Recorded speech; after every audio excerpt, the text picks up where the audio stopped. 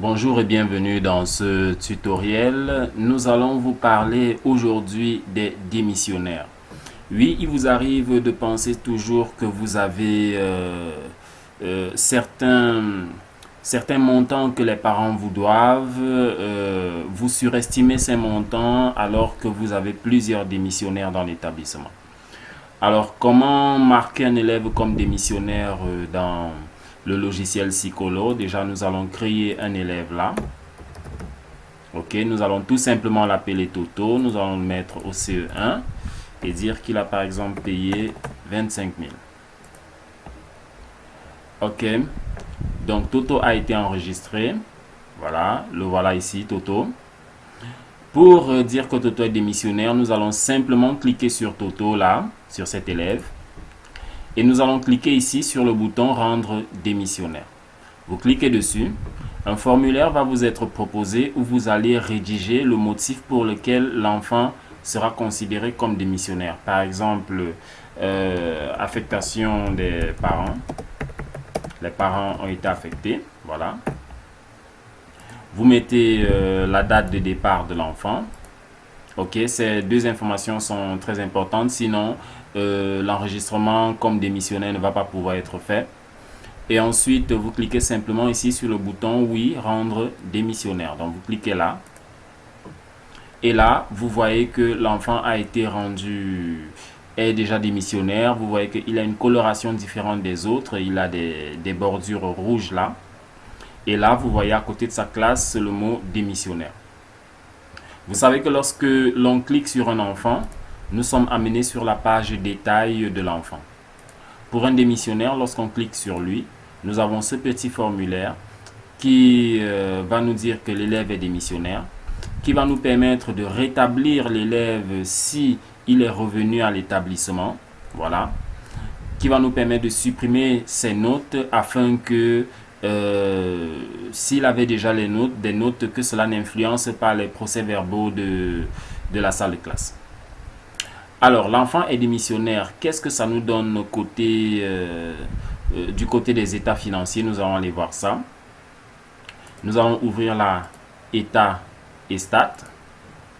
Dans état et stats, première chose que nous allons voir, nous allons essayer de regarder le registre d'immatriculation, la liste des élèves de la classe CE1, la classe où nous avons inscrit l'élève Toto. Nous voyons effectivement que nous n'avons pas l'élève Toto dans cette salle de classe, justement parce qu'il est démissionnaire. Là, vous ne voyez pas l'élève Toto. Ok, nous continuons avec ici dans écolage. Nous allons afficher l'évolution des encaissements, le bilan d'évolution des encaissements. Ce bilan qui nous dit quelle est la santé de l'établissement. Nous allons cliquer là sur bilan global. Vous savez déjà le faire puisque vous avez déjà vu comment gérer les états. Ok, ce qui va nous intéresser, c'est nous rendre au niveau de la salle de classe CE1.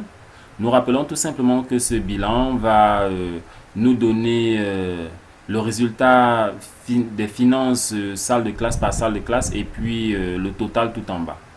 Alors voici la salle de classe CE1. Nous constatons que nous avons 5 élèves au départ, nous avons un démissionnaire et 4 élèves restants. Ici, si vous voulez savoir comment lire ce bilan, rendez-vous au tutoriel sur les états financiers. Ce qui nous intéresse ici, c'est la colonne reste laissée par les démissionnaires.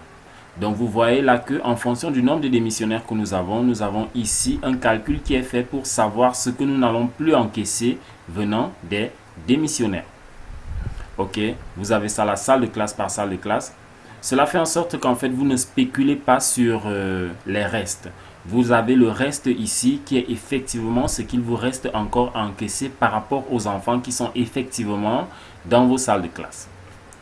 Nous avons ce bilan comme ça, pour tout l'établissement, mais nous pouvons l'avoir salle de classe par salle de classe. Donc je choisis là le CE1.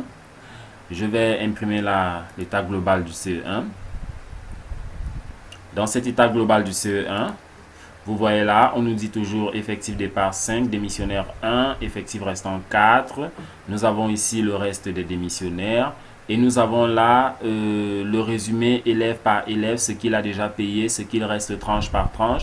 Et ici, chez Toto, nous voyons qu'il est marqué chez lui qu'il est démissionnaire. voilà, et qu'il a déjà versé l'inscription. Ici, 40 000, la première tranche, il a versé 10 000 et il reste 30 000. Mais attention, vous voyez bien que ces 30 000, nous avons agrandi, ces 30 000 sont barrés. Tout simplement pour nous dire que nous n'allons plus encaisser ce montant-là. Vous voyez là, nous avons 70 000 ici comme reste et c'est barré. Nous n'allons plus encaisser ce montant tout simplement parce que l'élève est démissionnaire. Donc, voilà les états qui sont influencés par le fait d'être démissionnaire. Bien entendu, l'élève ne va plus apparaître sur les listes, toutes les listes qui apparaissent dans le logiciel.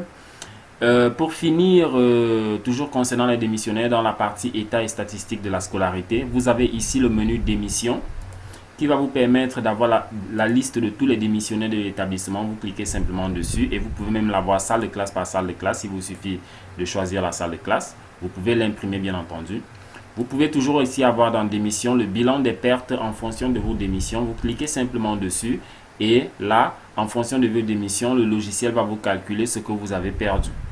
Vous pouvez aussi avoir sa salle de classe par salle de classe. Vous pouvez imprimer et vous aurez un état qui vous montre effectivement ce que vous avez perdu. Là, par exemple, nous avons une perte de 260 000 parce que nous avons 3 démissionnaires. Donc, merci d'avoir suivi ce tutoriel. J'espère que cette nouvelle fonctionnalité vous permettra de mieux gérer encore votre établissement. Nous vous donnons rendez-vous au prochain tutoriel. Merci.